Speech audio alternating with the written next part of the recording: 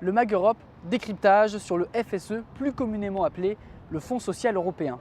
Avec une enveloppe de 6 milliards d'euros pour la période 2014-2020 en France, le Fonds social européen représente le principal élément à la mise en œuvre du socle européen des droits sociaux. Ce socle, il comprend 3 volets: l'égalité des chances et d'accès au marché du travail, la protection et l'inclusion sociale et enfin l'équitabilité des conditions de travail. Pour Anne Grisard, de la Direction générale Emploi, Affaires sociales et Inclusion de la Commission européenne, le FSE améliore l'employabilité des personnes, en particulier les plus vulnérables. Les personnes principales auxquelles on s'adresse sont les plus vulnérables, les jeunes, les personnes ayant une faible formation, les personnes ayant une difficulté particulière pour arriver au marché du travail, comme les personnes, les handicapés. Essentiellement, ce sont ces groupes-là. Avec les aides financières et matérielles, le FSE soutient 33 programmes opérationnels en France.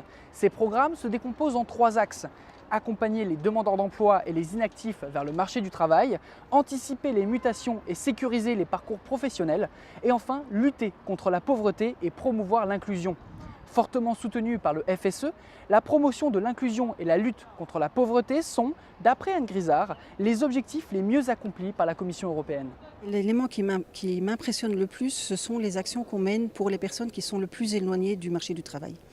Ce sont souvent des personnes qui ont un peu désespéré de la possibilité de retrouver un emploi, de l'efficacité des services qui leur sont offerts.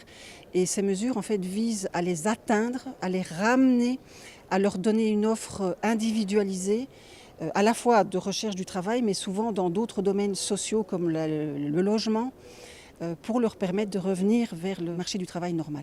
D'ici 2023, le FSE prévoit d'accompagner plus de 2,9 millions de chômeurs et d'inactifs, ainsi que 750 000 jeunes. C'est 2 fois plus qu'actuellement.